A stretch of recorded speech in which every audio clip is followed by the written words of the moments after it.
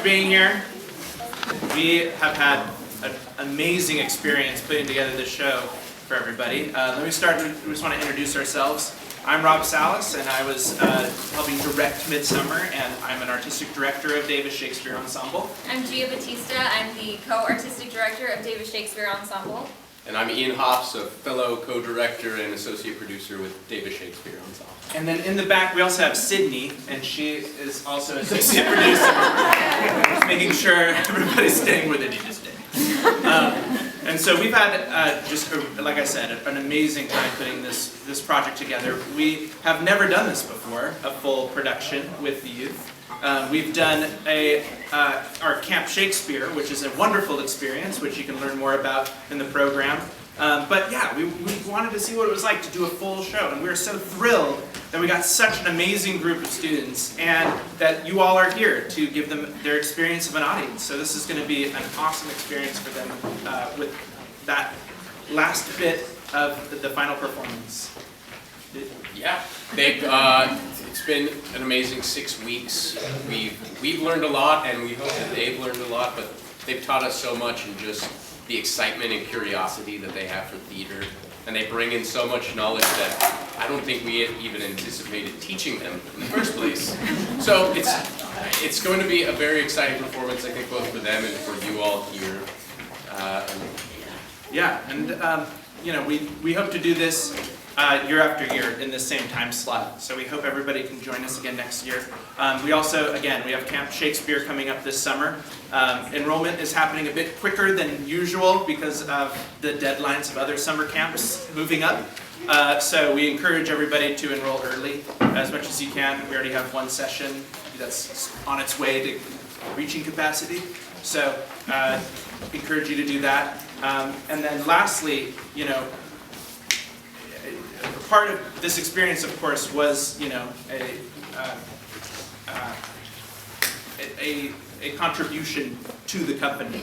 But beyond that contribution, you know, it takes a lot to do what we're doing and to do the festival that we have every summer.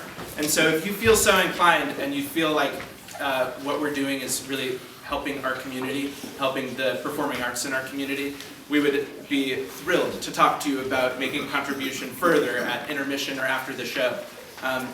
It's a really important year for us as we add all these new programs and expand our festival. So you can talk to any three of us at intermission or after the show if you're interested.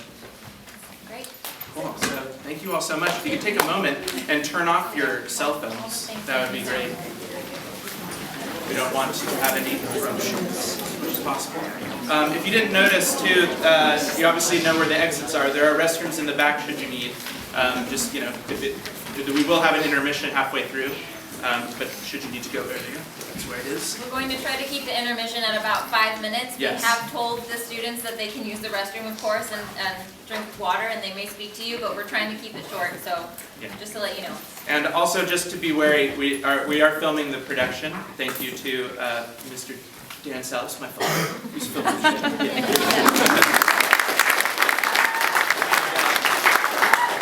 So because of that, we urge you to resist the temptation to extra record it on top of the show. I mean, it's all good. But we're trying to avoid the additional, like, pulling out of the technology in the moment that might block other people's view.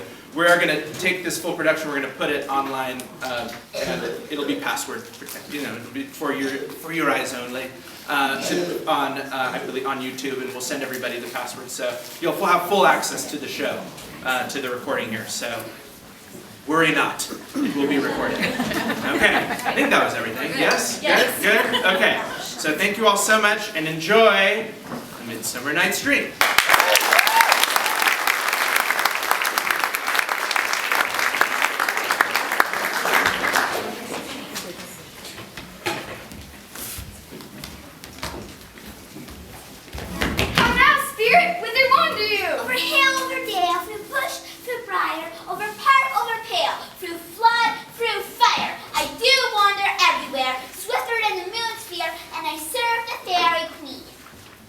the king doth keep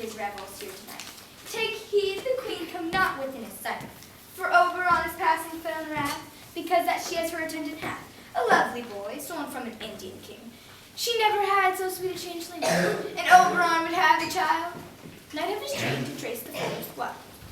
Either I'm mistaken shape to make it white, or else you are that shrewd and knavish sprite called Robin Goodfellow.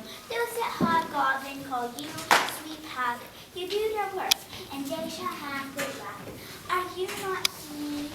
Thou speakest right. I am that merry wonder of the night. I jest to Oberon and make him smile. When I, a fat and bean-fed horse beguile, neighing like this silly fool.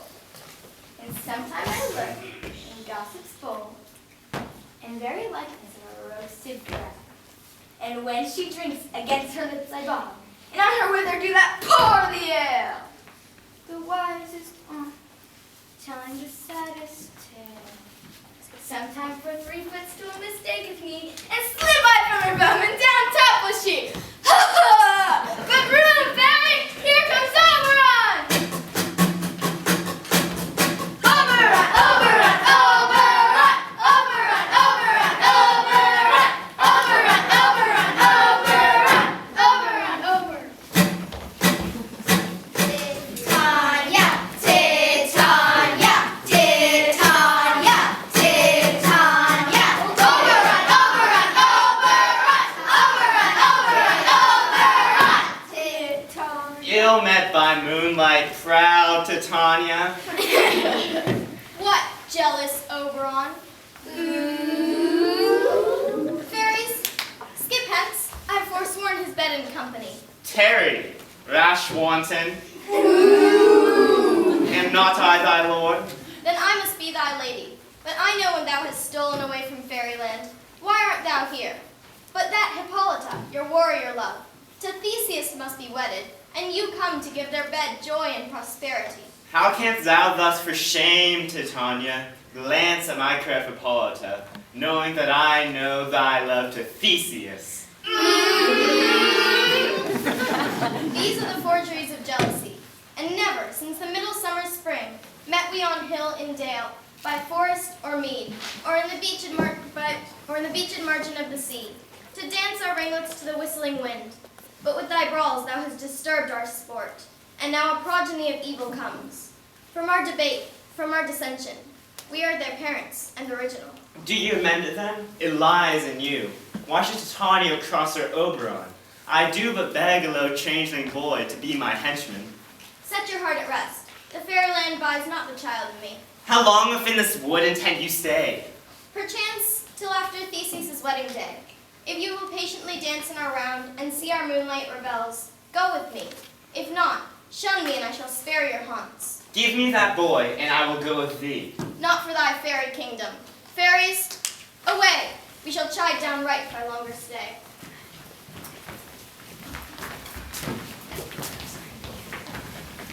Well, go thy way. Thou shalt not from this grove till I torment thee for this injury. Yeah!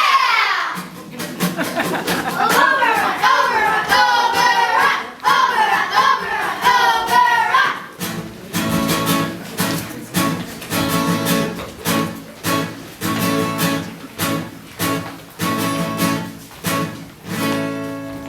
Now for a false our nuptial hour draws on apace. 4 happy days bring in another moon, but oh, methinks how slow this old moon wends. 4 days will quickly see themselves at night. 4 nights will quickly dream away the time, and then the moon, like a silver bow we bent in heaven, shall behold the night of our solemnities. Go, illustrate, stir up the Athenian youth to merriment, awake the pert and nimble spirit of mirth. Turn melancholy forth to funerals, the pale companion is not for our pomp. Hippolyta, I wound thee with my sword, and won thy love doing thee injury, but I will wed thee in another key, with pomp, with triumph, and with revelry.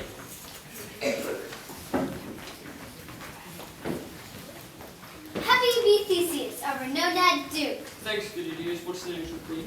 Full of vexation come I with complaint against my child, my daughter Hermia. Send forth Demetrius, my noble lord. This man hath my consent to marry her. Send forth Lysander, and my gracious Duke, this man hath bewitched the bosom of my child. I beg the ancient privilege of Athens, as she is mine, amidst pussy. which either be to this gentleman or to her death. What say you, Hermia? Demetrius is a worthy gentleman. So is Lysander. In himself he is, but in this kind, wanting your mother's voice, the other must be held the worthier. I would my mother look but with my eyes. Rather your eyes must with their judgment look. I do entreat your grace to pardon me. I beseech your grace that I may know the worst that may befall me. In this case, if I refuse to wed Demetrius. Either to die the death, or to abjure forever the society of men. Therefore, fair Hermia, look you are Question your desires. foresee your desires, know of your youth, examine well your blood. Relent, sweet Hermia and Lysander. Yield thy crazy title to my certain right. You have her mother's love, Demetrius. Let me have Hermia's. Do you marry her? Scornful Lysander! Surely have my love, and what is mine, my love shall render him. And she is mine, and I do estate unto Demetrius. I am, madam, as well derived as he, as well possessed. My love is more than his. My fortunes every way as fairly ranked. If not with vantage as Demetrius, and which is more than all these boasts can be, I am beloved of you, just Hermia. Demetrius, come, and come indeed, you shall go with me. I have some private schooling for you both. And for you, fair Hermia, look you are yourself to fit your fancies to your mother's will, or else the law of Athens yields you off. With duty and desire we follow you. How now, my love? Why is your cheek so pale? How chance the roses there do fade so fast? He like the want of rain, which I could well beteen them from the tempest of my eyes. I mean, Too young. or else it stood upon the choice of friends. Oh, how to choose love by another's eyes! Or, if there are a sympathy in choice, war, death, or sickness did lay siege to it, making it momentary as a sound, swift as a shadow, short as any dream. Hear me, Hermia, if thou lovest, steal forth thy father's house tomorrow night, and in the wood, a league without the town, there, gentle Hermia, may I marry thee. My good Lysander, I swear to thee. I swear to thee, by Cupid's strongest bow, by his best arrow with the golden head, by the simplicity of Venus's doves, by that which souls and prosperous loves, by souls and prosperous love, in that same place thou hast appointed me. Truly shall I meet with thee. He promised, love. Look, here comes Helena.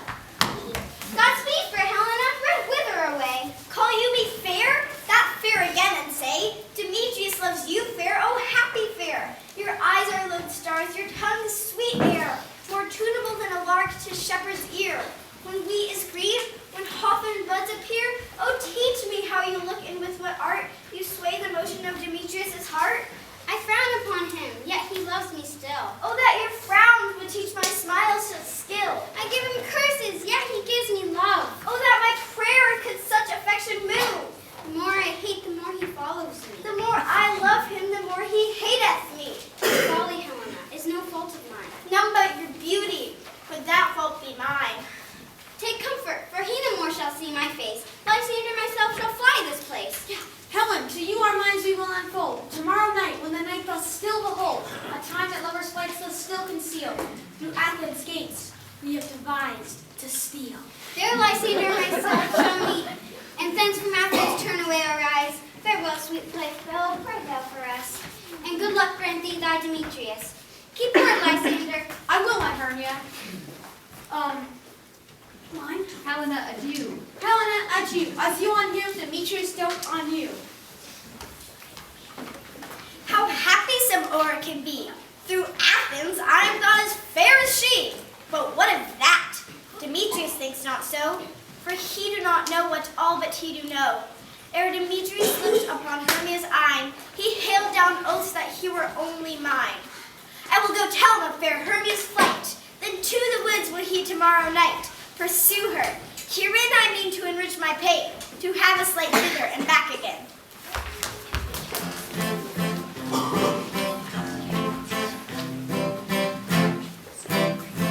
Is all our company here? Your best to form generally, man by man, according to the script. Here is the scroll of every man's name who is thought fit through all of Athens to play an hour interlude before the Duke and the Duchess on his wedding day at night. First, good place. The actors say the play treats on Then call forth the actors by the scroll, and so grow to a point. Mary, our play is the most lamentable comic and the most cruel death of Pyramus and Thisbe. A very good piece of work, I assure you, gentlemen, and a merry. Now, good quiz, call forth your actors by the scroll. Masters, spread yourselves. Answer as I call you. Nick Bottom, the weaver. Ready, name a part I am for, and proceed. You, Nick Bottom, are set down for Pyramus. What is Pyramus? A lover or a tyrant? A lover that kills himself most gallant for love. That will add some tears in the true performing of it. If I do it, let the audience look to their eyes. I will remove storms. I will condole in some measure. To the rest, I can play Hercules rarely. The raging rocks and shivering shocks shall break the locks of prison gates. This was lofty. Name the rest of the players. Francis Flute, the bellows mender. Here, Prince. Flute, you must take Thisbe on you. What is Thisbe? A wandering knight? It is the lady that Pyramus must love. Nay, please, let me not play alone. I have a beard. That's all. You shall play it in a mask, and you may speak as small as you will. And I may have my face. Let me play Thisbe too. I'll speak in a monstrous little voice. Thisbe. Ah, Pyramus, lover dear. Thy Thisbe dear and lady dear. No. You shall play Pyramus, and Flute, you Thisbe. Well, proceed. Robin Starveling, the tailor. Here comes. Robin Starveling, you must play Thisbe's mother. Tom Snout, Here, Prince. you Pyramus's father. Myself, Thisbe's father. Snug the joiner, you the lion's part. And I hope here's a play fitted. Have you the lion's part written? Pray you, if it be, give it me, for I am slow to study. You may do it extempore, for it is nothing but roaring. Let me play the lion too. I will roar, that I will any man's heart beat him. I will roar and make the duke say, let him roar again, let him roar again. And you should do it too terribly.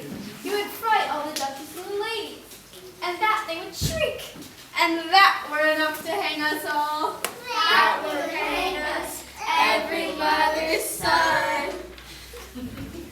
Masters, if you should frighten the ladies out of their wits, they would have no more discretion but to hang us. But I will aggravate my voice, so that I will roar you as gently as any sucking dove. I will roar you to any nightingale. You can play no part but Pyramus, for Pyramus is a sweet-faced man, a proper man, as one shall see in a summer's day, a most lovely, gentleman-like man. Therefore, you must needs play Pyramus. Well, I will undertake it. Masters, here are your parts, and I am to entreat you, request you, and desire you to come them by tomorrow night and meet me in the palace woods a mile without the town by moonlight. There we will rehearse. In the meantime, I will draw up a bill of property such as our play wants. I pray you, fail me not. We will meet, and there we may rehearse most obscenely and courageously. Make pains be perfect. Adieu. At the Duke's Oak we meet. Enough. Hold or cut those strings.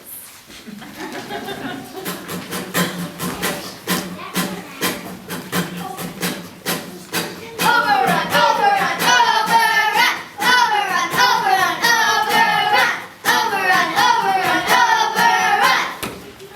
My gentle pup, come hither.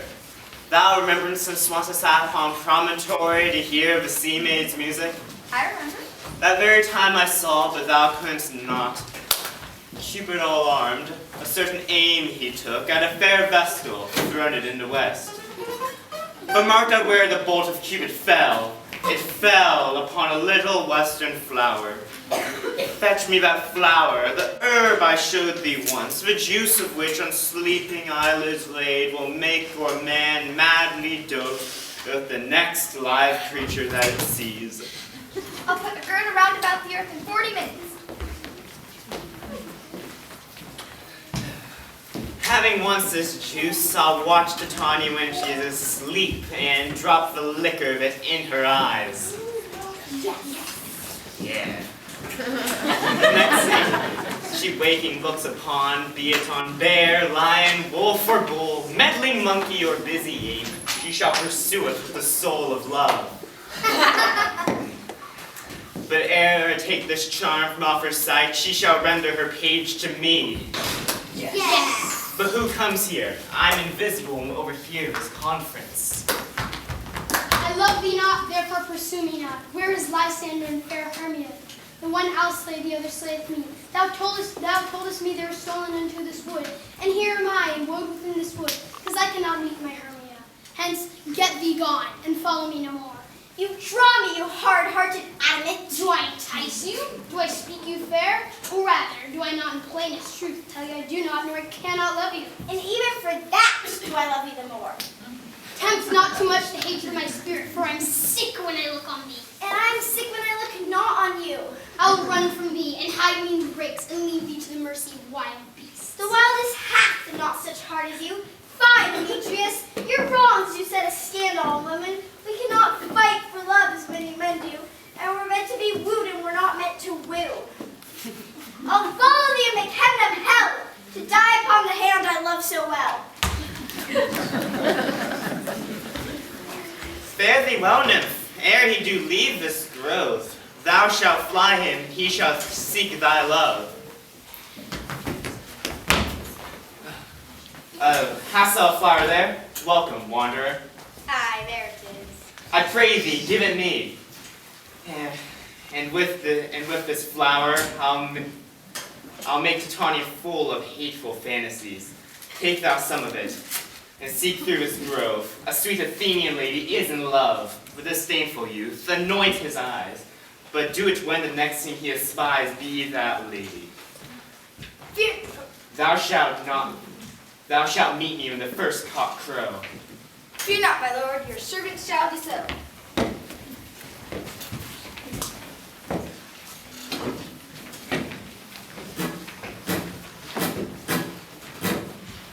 Titania, Titania, Titania, Titania. Come now, a roundel and a fairy song. Then, the third part of a minute, hence. Some tickle cankers and the musk rose buds. Some wore grim-mice for their leathern wings to make my small elves' coats. And some stay back, for the clamorous owl that nightly hoots and wanders in our quaint spirits. Send me now to sleep, then to your offices and let me rest.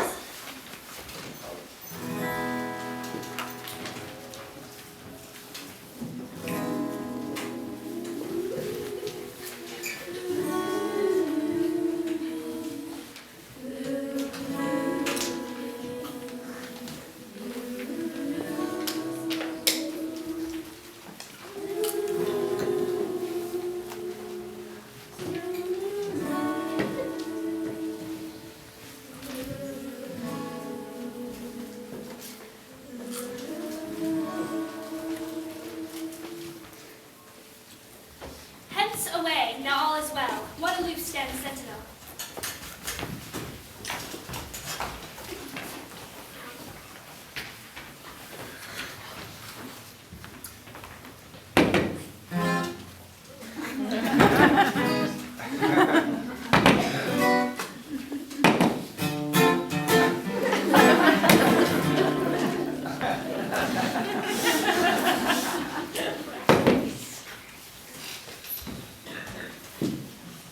What thou seest and thou dost wake, do it for thy true love take. Love and languish for his sake, when thou wake.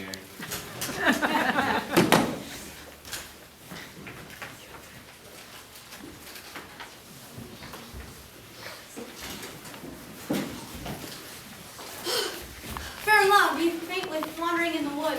For, to speak troth, I have forgot our way. Well, rest us, Hermia, if you think it good, and tarry for the comfort of the day.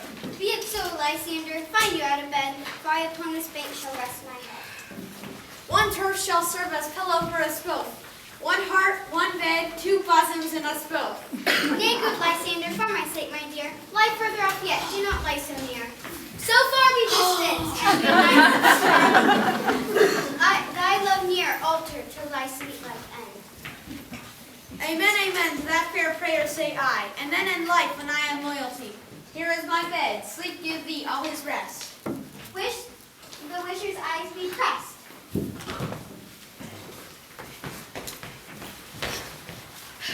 To the forest have I gone,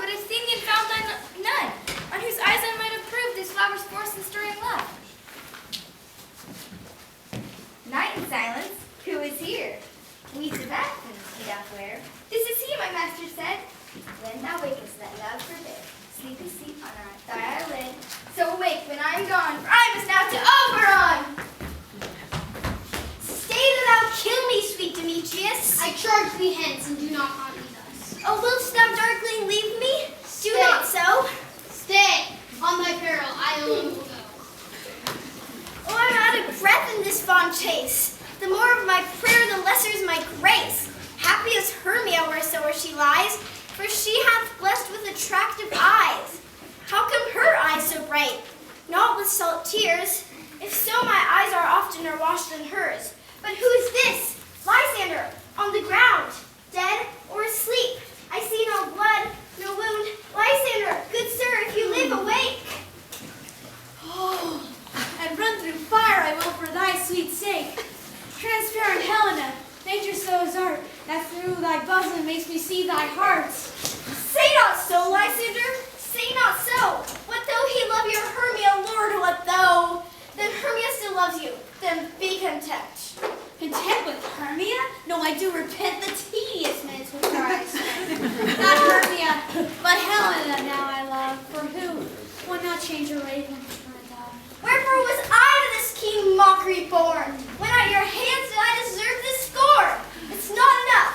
It's not enough yet, man, that I never did nor never can deserve a sweet look from Demetrius' eyes. But you must flout my insufficiency? Oh, that a lady of one man abused should of another be abused.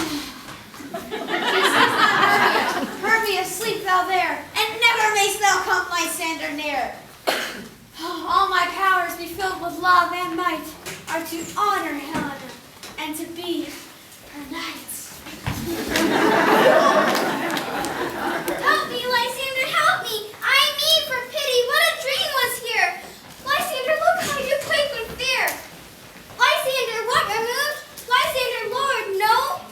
I perceive you all not nigh, either death or you I shall find immediately.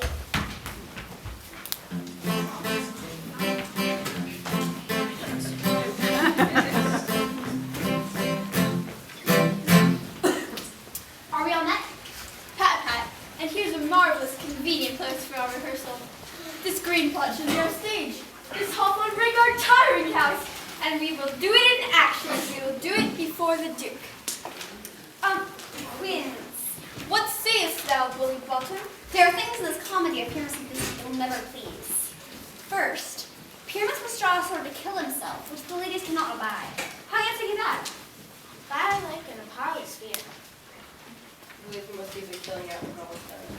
Not a wit. I have advice to make all well. Write me a prologue, and let the prologue say we will do no harm with our swords, and that Pyramus is not killed indeed.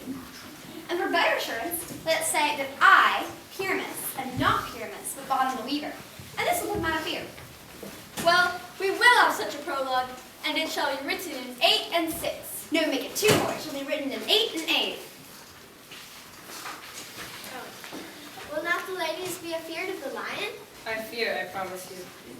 Masters, you ought to consider with yourselves, bring in, God shield us, a lion among ladies is the most dreadful thing, and we have to look to it.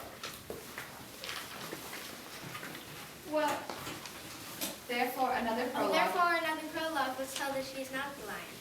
Nay, you must name her name, half her face must be seen through the lion's neck, and she herself must speak through, saying, or to the same defect, ladies, or fair ladies, I would wish you, or I would request you, or I would entreat you, not to fear, not to tremble, my life for yours. If you think I come hither as a lion, you are pity of my life.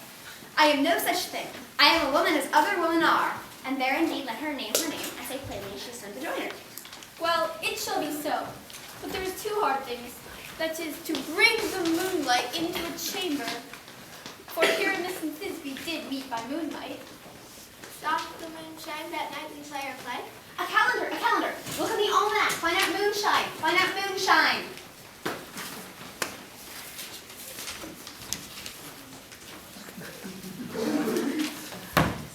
Yes, it does shine that night. Why, when the casement in the great chamber window where we play open, and the moon may shine in the casement. with a bush of thorns and a lantern, and say he comes to disfigure or to present a person of moonshine. Then there's another thing. We must have a wall in the great chamber. For Pyramus and Thisbe, says the story, did talk through a chink in a wall. We can never be in a wall. What say you, love? Some man or other must present the wall, and let him have some plaster, or some rough cast, or some loam about him to signify the wall. And he shall hold his fingers thus, and through that cranny shall Pyramus and Thisbe whisper. If that may be, then all is well. Come, sit down, every mother's son, and rehearse your parts. Pyramus, begin. When you have spoken your speech, enter into that ring, and so everyone according to his cue.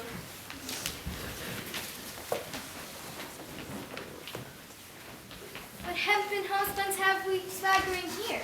So near the cradle of the fairy queen? What? A play toward, I'll be an auditor. An act or two, perhaps, if I suppose. Speak, Pyramus, Thisbe. Stand forth.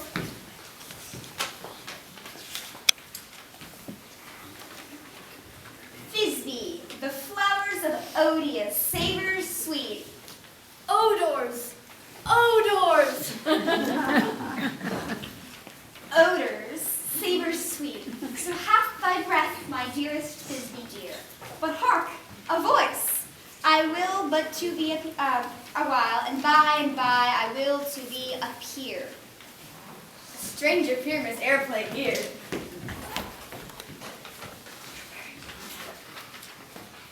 Must I speak now? Aye, Mary, must you, for you must understand that he goes but to see a noise that he heard, and is to come again. Pyramus, enter, your cue is past. It is never tire. This way here, Miss Lenny, what if you could let my mail after? Oh, wait. Already do that. Most briskly juvenile. As this be Dolly, most lovely Jew, as soon as two source I can never tire, I'll make you feel this and not Minnie is true. Ninnis too, man. Well, you must not speak that yet. That you answer to Pyramus. Pyramus, enter. Your cue is past. Never tire. As true as source that can never tire. If I were fair, Thisbe, I were only thine. Oh, monstrous! Oh, strange! We are haunted! Pray, masters! Fly, masters! Help! A folly will lead you back around, through bog, through bush, through bridge, through bog, rapture. Sometime a horse will be, sometime a hound. A hog, a hapless bear, sometime a fire.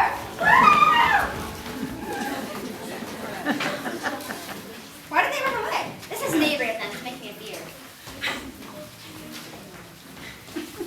Oh, God, now I changed. What do I see on thee? What do you see? You see an ass of your own, do you? Hee-haw!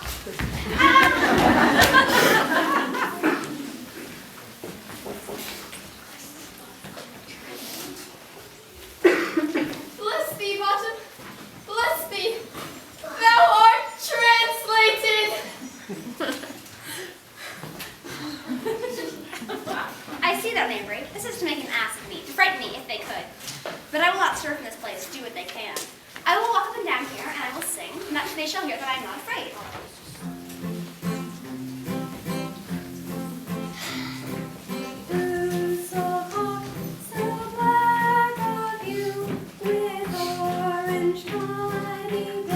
Hee-haw!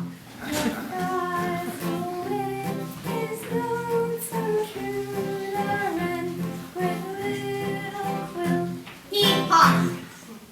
What angel wakes me from my flowery bed? And the lark of green song to the grave, whose names only a land of mark, and there's no answer made. And there's no answer made. Hee-haw! For indeed, who would set his wit to so low a bird? Who would give a bird the lie, who would crack a coo ever so? I pray thee, gentle mortal, sing again, Mine ear is much enamored of thy note, so is mine eye much enthralled of thy shape. On the fair virtue's force, perforce doth move me, on the first view to say, to swear, I love thee. Methinks, mistress, you should have little reason for that. Though, to say the truth, reason and love keep little company nowadays. And where's the pity that two honest neighbors will not make them friends? Thou art wise as thou art beautiful. Not so, neither. But if I'd enough wit to get out of this wood, I'd have enough to serve mine unturned. Out of this wood do not desire to go. Thou shalt remain here whether thou wilt or no. For still doth tend upon my state, and I do love thee. Therefore go with me, and I'll give thee fairies to attend on thee, and they shall fetch the jewels from the deep, and sing while thou in pressed flowers dost sleep. Peas blossom, cobweb, moth, and mustard seed. Ready. And I. And I. And I. Where shall we go? Be kind and courteous to this gentleman. Pop in his walks and gamble in his eyes. Feed him with apricots and dewberries, with purple grapes, green figs, and mulberries.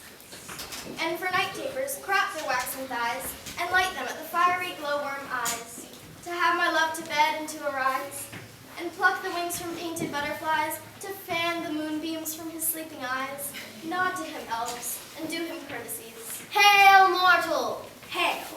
Hail. I beg your worship's mercy heartily. I beseech your worship's name. Cobweb. Good master Cobweb, I shall desire you more acquaintance. If I cut my finger, I shall make bold with you. Hee-haw! Your name, honest gentleman. Peace, blessing. Good master, I pray you, commend me to Mistress Squash, your mother, and Master Peascod, your father. Good master Peas Blossom, I shall desire you more acquaintance too. Your name, good sir. Mustard. You master mustard seed and my patience slow. That same cowardly giant like oxweed hath devoured many a gentleman ere your house. I promise you your kindred have made my eyes water ere now, good master mustard seed. I shall desire you more acquaintance too, good master moth. Come, wait upon him.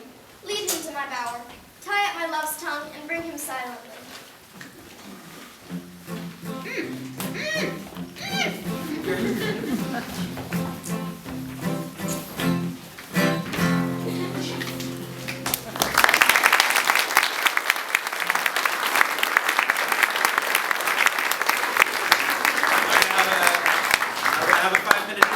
And then we'll be back in 5 minutes. We're trying to stay on that for 5 minutes. Hopefully all actors in place. Yes? Good. So if you can note in your program, and you probably may also know if you're involved in the show, we have switched roles. The program can help you follow along as need be, but it should be pretty clear. So now we're going to get started. Back to Midsummer Night's Dream.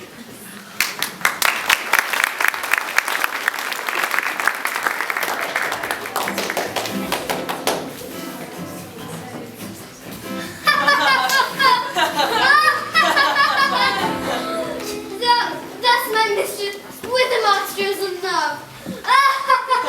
In that moment so it came to pass. Titania awake and straight away loved an ass. This falls up better than I could devise. Stand close, here come the Athenians.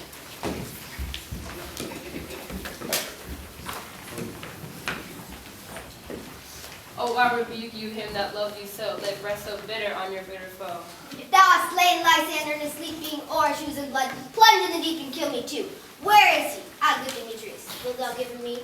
I'd rather feed his carcass to my hound. Out, dog! Out, cur! Thou drivest him past the bounds and made his patience. Hast thou slain him then? I'm not guilty of Lysander's blood. Then from thy hated presence part thyself. See me no more, whether he be dead or no. There's no following here in this fierce vein. Here therefore for a while shall I remain. For so sorrow's heaviness does heavier grow. For death that bankruptcy does sorrow owe.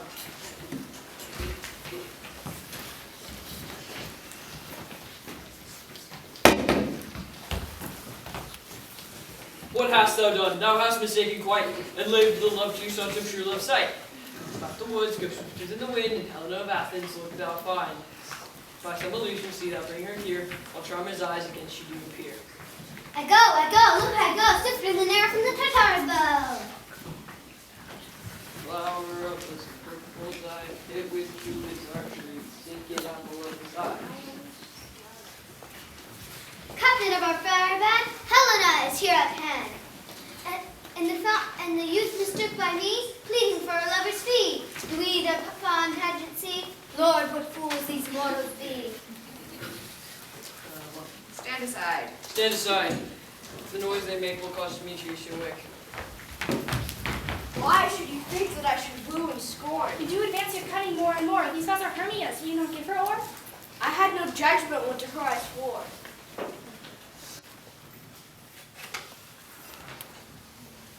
O Helena, goddess, nymph, perfect divine, to what shall I compare thine eyes? Oh, spite, oh, hell. I see that you are all bent to set against me for your merriment. Can you not hate me as I know you do, whom to join in souls to mock me too? You're with rivals to love Hermia, and now with rivals to mock Helena.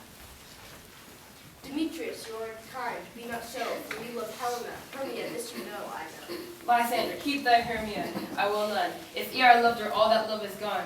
So, line. My heart to her. My heart to Hermia, but I guess why I sojourned, and now to Helena is at home returned, there to remain. Thou art not by mine eye, Lysander, found. Mine ear, I think it, brought me to thy sound. But why in kindly didst thou leave me so? For Helena, who more gilds the night than all the fiery O's and eyes of night. Thou seekest thou me, cannot this make thee know. The hate I bear may be even so. You speak not as you think, it cannot be. Lo, she is word of this confederacy. Now I perceive they have conjoined all three to fashion this false sport in spite of me.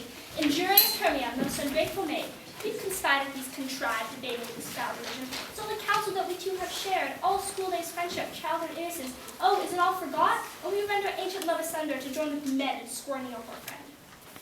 I am amazed at your passionate words. I scorn you not. It seems that you scorn me. We not set Lysander, as in scorn, to follow me and praise my eyes and face. Made your other love, Demetrius, who even now does spurn with his foot. Call me goddess, nymph, divine, rare, precious, celestial, wherefore speaks he to her he hates. I understand not what you mean by this. I do persevere, counterfeit sad looks, make mouths upon me when I turn my back. Fare you well, 'tis partly mine own fault, with death or absence shall soon remedy. Stay gentle Helena, hear my excuse, my love, my life, my soul, fair Helena. Oh, excellent. Sweet. Sweet, do not scorn her so. If she cannot entreat, If she cannot entreat, I can compel. thou canst compel no more than she can entreat me. Helen, I love thee by my life, I do. I say I love thee more than you can do. If thou say so, withdraw and prove it too. Quick, come. Lysander, where to tends all this? Hang off, thou cat, thou bird, vile thing, let loose our sheep.